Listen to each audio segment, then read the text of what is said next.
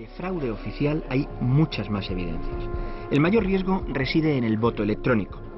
En Estados Unidos hay 185.000 colegios electorales y 800.000 aparatos de votación.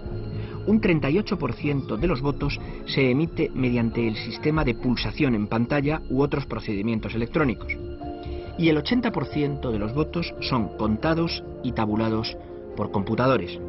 Pero sin embargo no hay suficientes garantías de precisión y de verificación. Los dueños de estas máquinas son unas pocas empresas privadas con una gran capacidad de presión. El software es secreto y no dispone de protección contra el ataque de piratas informáticos. Denuncias de ONGs, ciudadanos, periodistas y políticos han obligado a reparar, modificar o sustituir muchas de estas máquinas. Es vital que a la larga estas máquinas dejen de ser propiedad de compañías privadas y que, como decimos aquí, sean de código abierto. Porque hay empresas que en algunos casos, por ejemplo, han aportado dinero a candidatos republicanos y son las propietarias del software. La Universidad de Berkeley asegura que las deficiencias del sistema de voto electrónico en Florida hicieron que Bush sumara de 130.000 a 260.000 votos más de los que realmente tuvo. Por no hablar de las papeletas mariposa, que por su deficiente diseño indujeron a error a muchísimos votantes. Esta señora denunció que había votado a Al Gore, pero que su voto se anotó en la casilla del ultraconservador Buchanan, quien admitió el error y renunció públicamente a ese voto. A pesar de algunos intentos por hacer olvidar lo ocurrido, periodistas, investigadores y autores de documentales continúan denunciando lo ocurrido aquellas semanas, desde la noche electoral hasta la decisión judicial que permitió a Bush convertirse en presidente. El Tribunal Supremo, dominado por jueces muy conservadores, ordenó que se detuviera el recuento manual, cuando el número de votos de Al Gore crecía rápidamente. Después de lo ocurrido en 2000, uno de nuestros columnistas escribió que tendrían que haber venido a Florida inspectores y observadores internacionales para supervisar lo que estaba sucediendo. Es triste porque no hemos aprendido gran cosa desde entonces. Fue una crisis de la democracia y no se resolvió con una resolución justa, sino con una resolución injusta.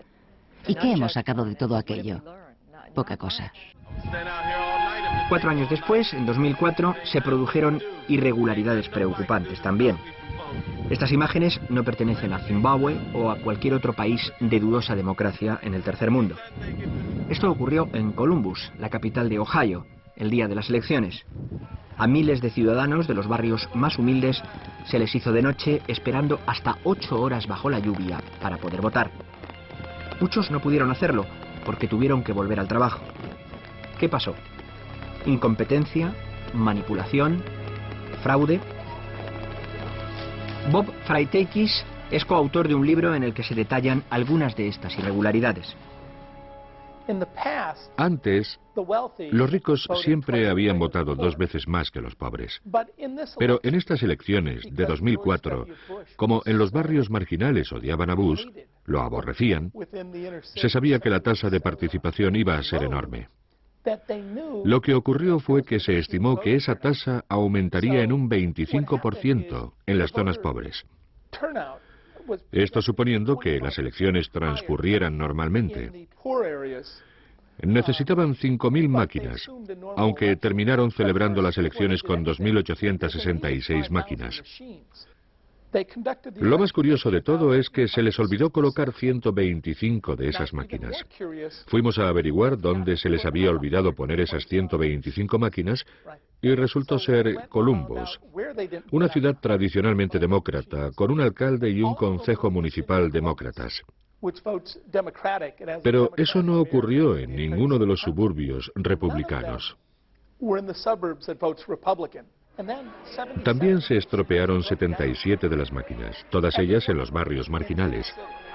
Un estudio del Washington Post indicaba que 6 de los 7 distritos con menos máquinas votaron a Kerry, mientras 27 de los 30 distritos con más máquinas votaron a Bush.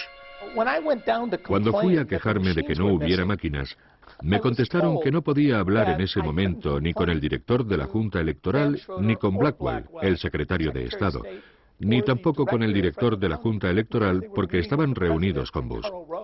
Es decir, que era el día de las elecciones y la gente que organizaba las elecciones estaba reunida con los candidatos del partido al que apoyaban.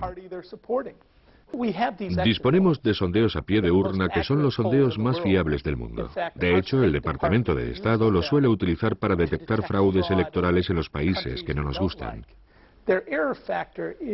El margen de error es muy pequeño, más o menos el 1%. En los 11 estados clave, en todos, excepto Wisconsin, lo que dijeron los votantes fue distinto de los votos contabilizados. Es curioso que esto solo ocurriera en los estados clave.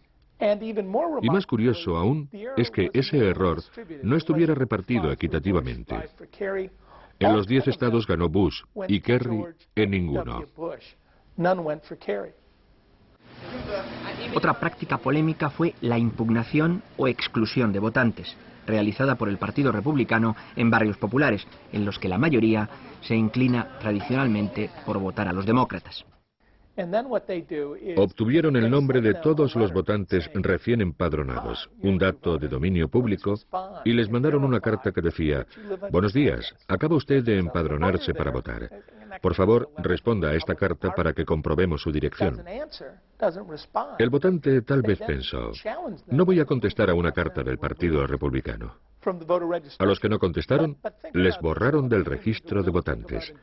En una sociedad informatizada, a menos que alguien haya muerto, ¿qué puede justificar que se le borre de los registros?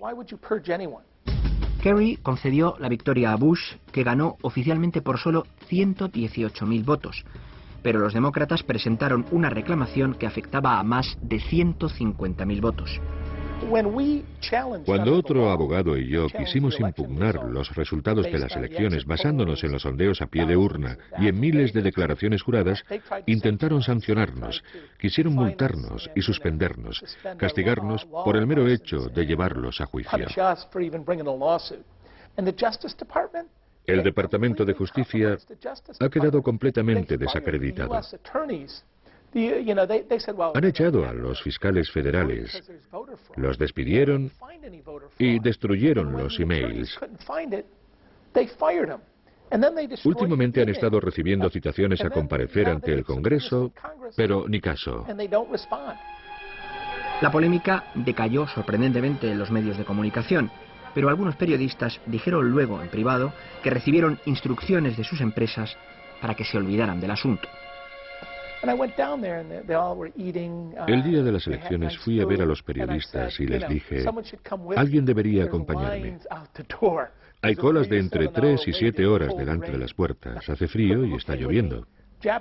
¿Y quién vino conmigo? La televisión pública japonesa, la televisión pública alemana y el London Times. Ni una sola cadena de televisión americana quiso alejarse una milla de la capital para ver una de las colas más largas de la historia americana. La congresista demócrata por Ohio, Tab Jones, recientemente fallecida, se negó a avalar la certificación de los resultados electorales. Aunque resulte chocante, el fraude tiene una larga tradición en la política de los Estados Unidos. Lo acredita el periodista británico Andrew Gamble en su libro Steal This Vote, Roba este voto. En los últimos 50 años, la sospecha ha rodeado al menos 3 elecciones. Las máquinas han sido mejoradas en todo el país. El Congreso destinó 4.000 millones de dólares a este fin. Pero el New York Times y otros medios han denunciado que aún no hay garantías contra el fraude informático.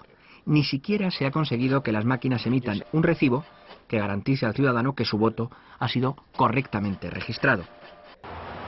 Las ONGs vigilantes de la limpieza electoral están denunciando en los últimos días de campaña inquietantes maniobras en Virginia, Ohio, Florida y otros estados disputados.